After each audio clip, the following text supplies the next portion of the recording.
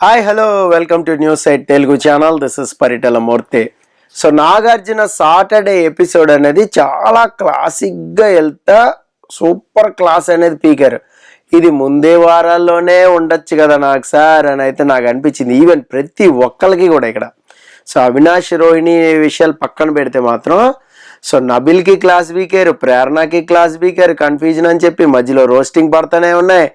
ఆమె తిట్లన్నీ సిగ్గుందా అనేది, చంపుతా అనేది, పెద్ద పుడింగి కూర్చో అని ఇలా రోస్ట్ పడతానే ఉంది. అలాగే గౌతమ్కి క్లాస్ ఇచ్చారు, నిఖిల్కి క్లాస్ పీకారు. సో ఓవరాల్గా విష్ణుప్రియకు కూడా ఈవెన్ పడింది అనమాట క్లాసు. సో ఇక్కడ 1 by 1 ఏంటంటే ఎవరు ఏ వీక్లో రిగ్రెట్ అవ్వాలి అనేది చెప్పుకున్నప్పుడు సో వాళ్ళు చెప్తుందంతా కూడా నాకు అనిపించింది చెప్తున్నా. అందరూ లాస్ట్ వీక్ కూడా సేఫ్ ఆడారు, అబ్బా సేఫ్ గేమే ఆడారు.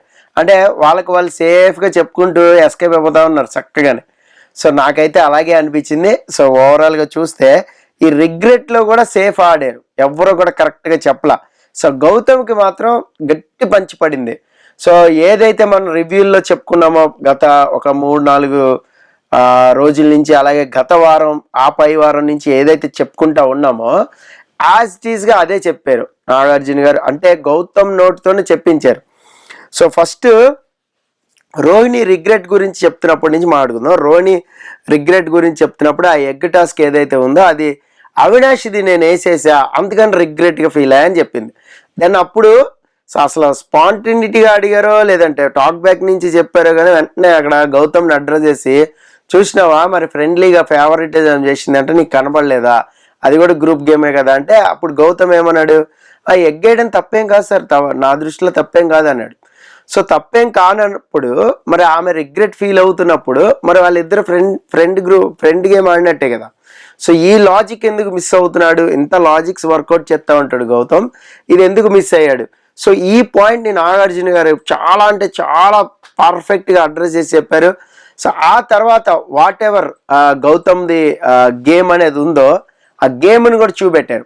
అయితే ఇక్కడ 2 కోణాలు ఉన్నాయి, చెప్తా మీకు చూడండి. ఒకటి ఫస్ట్ వాడుకున్నాం అంటాం తప్పే, మనం దాని గురించి ఆ రోజు కూడా మాట్లాడుకున్నాము. అలాగే అక్కడ సో మనోడు కూడా వెంటనే అన్నాడు మూసుకో అని చెప్పి మూసుకుని కూర్చో అన్నాడు, అది కూడా తప్పే.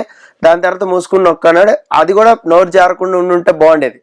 అప్పుడు ఆ రివ్యూలో అదే చెప్పుకున్నాం. ఆ తర్వాత యాక్చువల్గా సో గౌతమ్ ఈ పాయింట్ లేవనెత్తాడు ఏంటి, తర్వాత మొన్న కూడా అన్నాడు సార్ నన్ను కూర్చోబే అన్నాడు. సో బే అంటాం అనేది తప్పు కాదా అంటే దానికి ఎలా కవర్ కోటింగ్ ఇచ్చారు, అది యాక్చువల్గా గౌతమ్ చెప్తేనే అడ్రస్ చేశారు. దానికి ఏం కవర్ కోటింగ్ ఇచ్చారంటే అక్కడ నాగార్జున గారు కూడా కవర్ డ్రైవ్ ఆడారు. ఇప్పుడు నువ్వేదో ఒక వారం ముందు ఒకటి అనేసి సోమవారం రోజు 4 రోజుల తర్వాత వీడు ఇలాగ అన్నాడు చూసారా అని చెప్పడం ఎంతవరకు కరెక్ట్ అంట. ఏదైనా కూడా అలా అంటాం తప్పే కదా, ఆ తప్పుని తప్పనే చెప్పాలి కదా అనేది గౌతమ్ వాదన. సో నన్నైతే పాయింట్అవుట్ చేసి చూపెట్టారు కదా ఆ రోజు, మరి ఇప్పుడు ఎందుకు చేయట్లా. ఇక్కడ పాయింట్అవుట్ చేసింది నిన్న ఆ విషయం కాదు, మూసుకుని కూర్చోబే అన్న విషయం కాదు, వాడుకున్నావు నువ్వు యష్మిని వాడుకున్నావు అంటే అసలు ఎంత పెద్ద పదం అది దాని గురించి అక్కడ హౌస్ మేట్స్ అందరూ ఈవెన్ అక్కడ విష్ణుప్రియ ఎక్స్ప్రెషన్ ఆడియన్స్ ఎక్స్ప్రెషన్ ఒకటే అని చెప్పిన తర్వాత బొరకెక్కింది.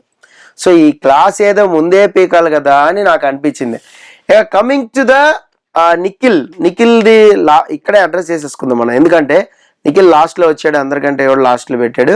బట్ నిఖిల్ కూడా రిగ్రెట్ ఫీల్ అయ్యి ఈ వారం ఫీల్ అయ్యాను సార్, ఆ మాట అనుకుని ఉండాల్సింది అన్నాడు.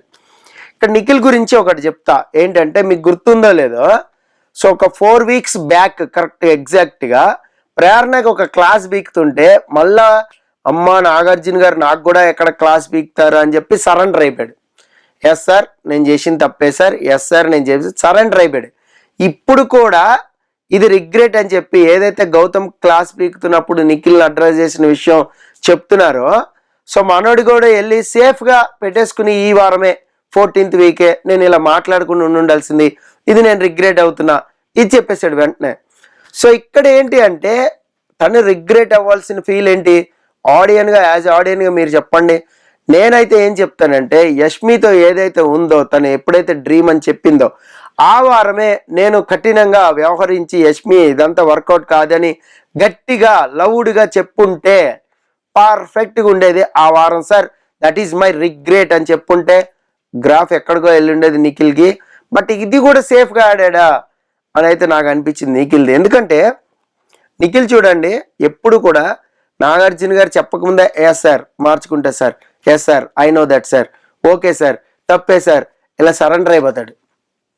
ఇదే మామూలుగా వేరే దాంట్లో వాటిల్లో అయితే పొలైట్గా చెప్పడానికో లేదంటే ఎదుటి వాళ్ళు హట్ అవుతారని మెల్లగా కన్విన్స్ చేయడానికో ప్రయత్నిస్తాడు.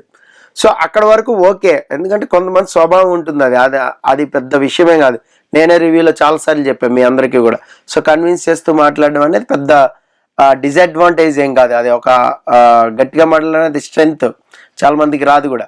సో దానికి ఎవరు ఏమనట్లేదు. అయితే ఇప్పుడు ఈ వారం ఉన్నట్టుండి ఎందుకు అలా మాట్లాడేవంటే అక్కడ రోహిణికి అండ్ నబిల్కి ఇదే డౌట్ వచ్చిందంట, ఆ నిఖిల్ నిజమా ఈ నిఖిల్ నిజమా అన్నట్టు మాట్లాడారు. సో ఇక్కడ వాళ్ళిద్దరికైతే క్లారిటీ ఇప్పించడానికి ట్రై చేశారు, క్లారిటీ ఇచ్చారు. సో ఇక్కడ గౌతమ్ వర్సెస్ నిఖిల్ వీళ్ళిద్దరి మధ్యలో కానీ చూస్తే కొంచెం హోస్ట్గా ఎక్కడో ఫేవరెటిజం లాగా మాట్లాడారా అని అయితే ఒక్కచోట అనిపించింది. సో ఎందుకంటే గౌతమ్ ఏది చెప్తున్నా కూడా ఏదైనా మాట్లాడుతున్నా కూడా ముందే అడ్డుకట్టేస్తున్నారు. ఇదేదో ముందే చెప్పొచ్చు కదా, అంటే 3 వారాల క్రితమే గౌతమ్కి ఏదైతే అడ్రస్ చేసి చెప్పారో ఆ పాయింట్ని కరెక్ట్గా చెప్పాలి. ఇప్పుడు వెళ్ళిపోయే ముందు చెప్పారు గ్రూపు అని చెప్పి, ఆ గ్రూప్ గురించి కూడా ఆర్ట్ అని పెట్టారు. ఆర్ట్ గ్రూప్ కాదు, అది ర్యాట్ గ్రూపు. దాన్ని మార్చారు, ర్యాట్ని ఆర్ట్ అని మార్చారు. అవినాష్, రోహిణి అండ్ తేజ. సో తేజ వెళ్ళిపోయాడు, అలాగే రోహిణి వెళ్ళిపోయింది, మనం చూసాం కూడా. సో వాట్ ఎవర్ ఏదైతే ఉందో అది ఆ గ్రూప్ని ముందే అడ్రస్ చేసి చెప్తే ఆర్ట్ జీ అయ్యండి అది.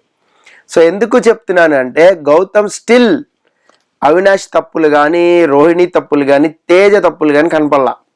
సో ఎంతసేపు టార్గెట్ బాణం ఇటే పెట్టాడు. వాళ్ళ బ్రదర్ ఏదైతే వచ్చి చెప్పాడో అప్పటి నుంచి కూడా వాదనని బలపరచాలని చూశాడు, వాళ్ళ మిస్టేక్స్ ఏమన్నా బయటికి లాగాలని చూశాడు. దానివల్లే నాకు గ్రాఫ్ పెరిగింది, ఎలిమినేట్ అయిపోయాడు, ఈరోజు సేవ్ అయ్యానంటే దీనివల్లే ఆయననే ఒక నిర్ధారణకు వచ్చాడు. సో దానివల్ల ఇదంతా జరిగింది. So whatever Gautam and నిఖిల్ది పక్కన పెడితే మనం ఆ క్లాస్ అనేది పీకారు. ఇక నెక్స్ట్ నబిల్ విషయానికి వద్దాం. నబిల్కి అది తిత్తరా అన్నారు, కానీ ఈసారి అంత తుత్తరెందుకు, నీకు ముందే వెళ్ళిపోయినావు, చుట్టేసినావు, ముందే బెల్ కొట్టినావు. అంతకు ముందుది కూడా అడ్రస్ చేసి ఉండాల్సింది. సుడోకు గేమ్ 15 రాకముందే బెల్ కొట్టేయడం, గెంతులేయడం అన్నీ చూస్తే సంచాలకులు వచ్చి చూసి నవ్వారు కూడా. సో మళ్ళీ మాస్టరానికి చూసుకున్నాడు, అది వేసుకున్నాడు. ఆ తర్వాత ఆ రౌండ్ క్యాన్సిల్ అయిన తర్వాత మళ్ళీ ఆడాడు, అక్కడ కూడా పెట్టలేకపోయాడు. సో అది కూడా తుత్తరే. ఇంతకంటే ఇంకొకటి చెప్తాను నేను. ఇంకోటి ఏంటంటే 15 లక్షలు, ఈ 15 లక్షల చెక్ అనేది కూడా ముందే రాసేసుకున్నాడు. ఇక్కడ నబీల్ ఎలా చేశాడు అంటే ప్రేరణది కూడా వేస్తే క్రష్ చేస్తే నేను క్రష్ చేస్తా అన్నాడు. అంటే నీకంటే సొంత అభిప్రాయాలు, అంటే అక్కడ కూడా ప్రైజ్ మనీ పొద్దు మేబీ 14 లక్షలు రాస్తుంటే ఆమె సెకండ్ ఫైనలిస్ట్ అయిపోయింది. అరే నీ ఒపీనియన్ నువ్వు చెప్పాలి కదా, నువ్వు వెళ్ళాలనుకుంటున్నావా, చెక్ మీద అమౌంట్ రాసి వెళ్ళొద్దు అనుకుంటున్నావా, అది కదా చెప్పాలి. మన రివ్యూలో కూడా ఇదే మాట్లాడుకున్నాం. సో ఈ పాయింట్ నాగార్జున గారు అడుగుంటే సాలిడ్గా ఉండేది, అది కొంచెం మిస్ అయింది. ఇంకేదో ఆయన ఓరుగల్లు చుట్టలు అన్నాడు, చుట్టడం ఇలాగా అని ఒక చీర తెప్పి చుట్టించి మరీ చూపెట్టాడు. చుట్టడం అంటే ఇది బాస్, ఇది కాదు అని చెప్పి చాలా క్లియర్గా చెప్పారు. సో నబీల్ గేమ్ అనేది ఎగ్జాక్ట్గా ఏదాగైతే ఆడతాడో అది అలా బయట పెట్టాడు. అంటే సో నువ్వు అన్నిట్లో పర్ఫెక్ట్ కాదు, చూసుకో, తుత్తర ఎక్కువ అవుతుంది అని క్లియర్గా చెప్పారనమాట. సో ఈ పాయింట్ అనేది నోట్ చేసుకోండి, మనం ఫినాలేలో మాట్లాడుకుందాం. ఇంకా నెక్స్ట్ చూస్తే విష్ణుప్రియ. ఇక విష్ణుప్రియకు వచ్చేసరికి చాలా అంటే చాలా ఏవో అన్ని రిగ్రెట్ అవ్వాలి అంది. అసలు రిగ్రెట్ అవ్వని మనిషినే నేను అంది, అవ్వాలనుకోవట్లేదు అంది. ఆ తర్వాత ఎన్ని వారాలు చెప్పింది, 5, 6, 9, 11 ఇలా వారాలు చదువుతూనే ఉంది. ఫైనల్గా మెగా చీఫ్ అయినప్పుడు సో నబీల్ని నేను నామినేట్ చేయడం అనేది రిగ్రెట్గా ఫీల్ అవుతా అని చెప్పింది. అప్పుడు నబీల్ చెప్తున్నా కూడా వినిపించుకోవాలా, అక్కడ ఫేవరెటిజం కదా తల్లి నువ్వు చూపెట్టింది, అక్కడ ఎట్టి పరిస్థితుల్లో హరితేజం చేయొద్దు, అదే మైండ్లో ఉంది, అందుకని ఇటు బాణం పెట్టేసింది. సో అది ఒప్పుకుంటే అయిపోయేది. అప్పుడు నేను హరితేజతో క్లోజ్గా ఉన్నాను సార్, అందుకని చెప్పి నేను నబీల్ని చేశాను సార్ అని చెప్తే అయిపోయేది. నువ్వు అంతా ఓపెన్ మైండ్ ఉంటే, పైగా నాగార్జున గారు సర్టిఫికేట్ ఇవ్వడం, సో ఇంత ఓపెన్ మైండ్ చూసారా ఆడియన్స్ అని. ఏం ఓపెన్ మైండ్, చుప్కే గేమ్ ఆడుతున్నావు, అసలు బ్రెయిన్ కూడా లేదు, నత్తి బ్రెయిన్ నువ్వు అన్నట్టు. సో ఆవిడే అనుకుంది కాబట్టి అదంతా అబద్ధం అనమాట యాక్చువల్గా చెప్పిందంతా. సో 5 నామినేషన్లో 1 నామినేషన్ నబిల్ కేసి రిగ్రెట్ అయ్యే అసలు ఫుస్కి, అది అసలు అబద్ధం అది. ఎందుకంటే అక్కడ హరితేజని సేవ్ చేసుకోవాలా నువ్వు, అప్పటికే నైని పవని చేసేస్తున్నావు, ఇంకెవరు లేరు నీకు, ఉరుమురు మంగళ మీద పడ్డాడు, నబిల్ మీద పడిపోయాడు. అదే కదా పృథ్వీ ఫీల్ అయ్యాడు. ఇంకో రిగ్రెట్ ఏంటంటే నేను ఫ్లట్టింగ్ ఎక్కువ చేస్తాను సార్, నువ్వు ఫ్లట్టింగ్ చేసినట్టుందా, అది పృథ్వీ చుట్టూ తిరిగినట్టుందా, ఏం మాట్లాడుతుందో విష్ణు ఏమో కానీ. సరే ఎనీహో ఎలిమినేట్ అయిపోయింది, టాప్ 5లో లేకుండా, అది వేరే విషయం. సో రిగ్రెట్ ఫీల్ అయిపోయాను. ఆయన గేమ్ డిస్టర్బ్ అయిపోయింది, ఆయన గేమ్ ఏం డిస్టర్బ్ అవ్వాలి, ఆయన గేమ్ ఆయన ఆడుకున్నాడు ఫైనల్గా. నేనేమి ఇదిగా లేనన్నాడు. శ్రీముఖి వచ్చినప్పుడు స్ట్రైట్గా చెప్పాడు శ్రీముఖికే. మేబీ ఏమన్నా వీడియోలో వెళ్ళి చూసుకుంటే శ్రీముఖితో ఏం మాట్లాడాడో నీకైతే క్లారిటీ వచ్చేస్తుంది. నెక్స్ట్ గౌతమ్ అశ్వత్థామ రిగ్రెట్ అయ్యానని చెప్పాడు. అక్కడ క్లాస్ అనేది వాళ్ళిద్దరికి కూడా, నిఖిల్ అండ్ గౌతమ్కి వాళ్ళిద్దరికి కూడా క్లాస్ అనేది పీకారు. సో ఆ వీడియో చూపించడం అనేది వాట్ ఎవర్ ఎక్కడి వరకు అయితే ఉందో అక్కడ వరకే చూపెట్టారు దాన్ని. సో నిఖిల్ ఇంకా ఆడాలి, కప్పు కొట్టాలి, ఆటలో ఇక్కడ హిట్ చేశాడు, అందుకని నేను అట్లాగా అనిపించింది ఆ కోపంలో అన్నాడు. బట్ ఇంటెన్షనల్గా కొట్టలేదు, కానీ దెబ్బ అయితే తగిలింది. ఇక్కడ యాక్చువల్గా ఇక్కడ రాయాల్సిన అవసరం లేదు కదా, ఇక్కడ రాయాలి. ఇది స్లిప్ అయ్యి ఇక్కడ పడింది. నేను అదే చెప్పా సార్ రివ్యూలో కూడా, ఇది స్లిప్ అయ్యి అక్కడ పడిందని. ఇక కమింగ్ టు రోహిణి వెళ్ళిపోవడం ఎందుకనో నాకు కొంచెం ఇదిగా అనిపించింది. ఎందుకంటే విష్ణుప్రియని ముందు ఎలిమినేట్ చేసి ఉండాల్సింది. ఎలాగో డబుల్ ఎలిమినేషన్ చేయబోతున్నారు కాబట్టి ఈ వారం ఎవరిని ముందు చేస్తే ఏమయ్యేది, కనీసం ఆ సండే ఎపిసోడ్కి అయినా ఉండేది కదా. మేబీ సండే ఎపిసోడ్కి ఏమైనా విష్ణుప్రియని పెట్టుకున్నారేమో, ఎంటర్టైన్ చేస్తుంది, డ్యాన్స్లు వేస్తుందని. మనకు అది కూడా తెలియదు కదా, ఏదో ఒక రీజన్ ఉండొచ్చు. సో ఎనీహౌ రోహిణి జర్నీ చూస్తుంటే మాత్రం పర్ఫెక్ట్ విన్నర్ అబ్బా, రియల్ విన్నర్ రోహిణి, రాసుకొని పక్కా అన్నట్టుంది. అంత బాగా బ్రహ్మాండంగా గేమ్ ఆడింది. సో గేమ్ బాగా ఆడి ఆడియన్స్ సపోర్ట్ లేక, అంటే ఆ హ్యూజ్ ఓటింగ్ అనేది లేక, ఫస్ట్ టైం నేను ఒక కంటెస్టెంట్ని గేమ్ బాగా ఆడి ఎంటర్టైన్ చేసి అన్ని విధాలుగా పర్ఫెక్ట్గా ఉండి ఎలిమినేట్ అయిపోయిన క్యాండిడేట్ని చూసి.